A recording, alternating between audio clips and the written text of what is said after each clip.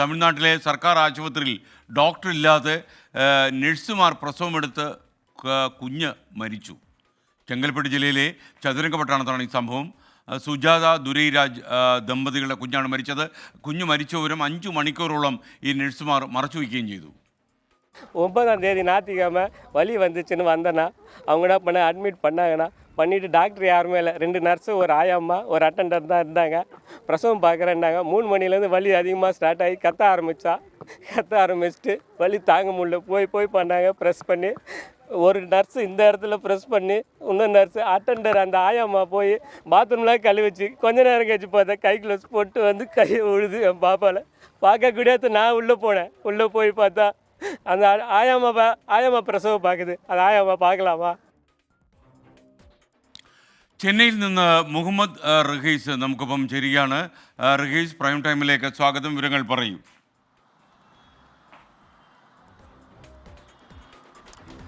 SKN ഒരു കുഞ്ഞിനെ പ്രതീക്ഷിച്ച് ആശുപത്രിയുടെ പുറത്തു നിന്ന ഒരു അച്ഛൻ്റെ കരച്ചിലാണ് നമ്മളിപ്പോൾ കണ്ടത്. തീർച്ചയായിട്ടും വളരെ വേദനാജനകമായിട്ടുള്ളൊരു വാർത്തയാണ് ഈ ചെങ്കൽപ്പെട്ടിലെ ചതുരംഗപട്ടണത്ത് നിന്ന് വരുന്നത്. നഴ്സുടെ പിഴവിനെ തുടർന്ന് ഡോക്ടർ ഇല്ലാതെ ഇവർ പ്രസവം എടുത്തതിനെ തുടർന്ന് ഒരു കുഞ്ഞ് മരിച്ചിരിക്കുകയാണ്. സുജാത ദുരൈരാജ് ദമ്പതികളുടെ കുഞ്ഞാണ് മരിച്ചിരിക്കുന്നത്. ഈ സുജാതയുടെ 2ാം പ്രസവത്തിന് വേണ്ടിയിട്ടാണ് ചതുരംഗപട്ടണത്തെ സർക്കാർ ആശുപത്രിയിലേക്ക് സുജാതയെ ഇന്നലെ കൊണ്ടുപോകുന്നത്.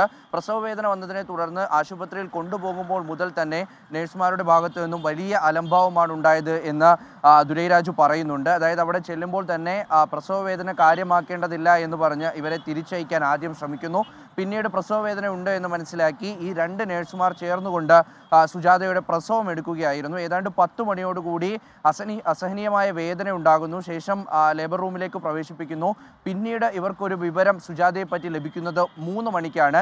അത് തൊട്ടടുത്തുള്ള ചെങ്കൽപ്പെട്ട് സർക്കാർ ആശുപത്രിയിലേക്ക് സുജാതയെ കൊണ്ടുപോകാനുള്ള ഒരു നിർദ്ദേശമാണ്. ഈ ആശുപത്രി അധികൃതർ തന്നെ ആംബുലൻസ് വിളിക്കുന്നു. പെട്ടെന്ന് തന്നെ കുഞ്ഞിനെയും അമ്മയെയും ആശുപത്രിയിലേക്ക് കൊണ്ടുപോവുകയാണ്. ചെങ്കൽപ്പെട്ട് സർക്കാർ ആശുപത്രിയിൽ എത്തിച്ചതിനു ശേഷം ദുരൈരാജിന് ലഭിക്കുന്ന വിവരം കുഞ്ഞ് 5 മണിക്കൂർ മുൻപ് തന്നെ മരിച്ചിട്ടുണ്ട് എന്നുള്ളതാണ്. അങ്ങനെ 5 മണിക്കൂർ മുമ്പ് മരിച്ച കുഞ്ഞിനെ വെച്ചുകൊണ്ട് ആ കുഞ്ഞിനെ ഏതാണ്ട് പ്രസവം 10 മണിക്ക് ശേഷം തന്നെ കഴിഞ്ഞിരുന്നു എന്നുകൂടി ചെങ്കൽപ്പെട്ട് ആശുപത്രി അധികൃതർ പറയുന്നുണ്ട്.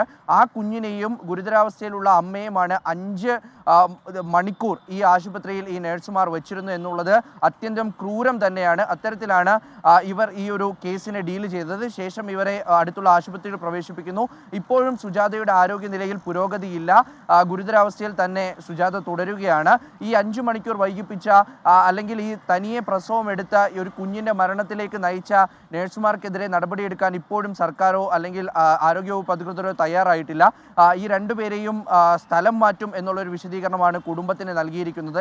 ശേഷം കുടുംബവും ഒപ്പം ആ പ്രദേശത്തുള്ളവരും ഒക്കെ ചേർന്ന് വലിയൊരു പ്രതിഷേധമാണ് ഈ ആശുപത്രിക്ക് മുന്നിൽ നടത്തിയത്. ഇപ്പോഴും സർക്കാരിൻ്റെ ഭാഗത്തു നിന്നൊരു ഇടപെടൽ ഉണ്ടായിട്ടില്ല. അത്യന്തം ക്രൂരമായിട്ടുള്ള ഏറ്റവും വിഷമിപ്പിക്കുന്ന ഒരു സംഭവമാണ് അല്പസമയം മുമ്പ് ചെങ്കൽപ്പെട്ട് ജില്ലയിൽ ഉണ്ടായത്. ആ വിവരങ്ങൾ പുറത്തു വന്നത് SKN.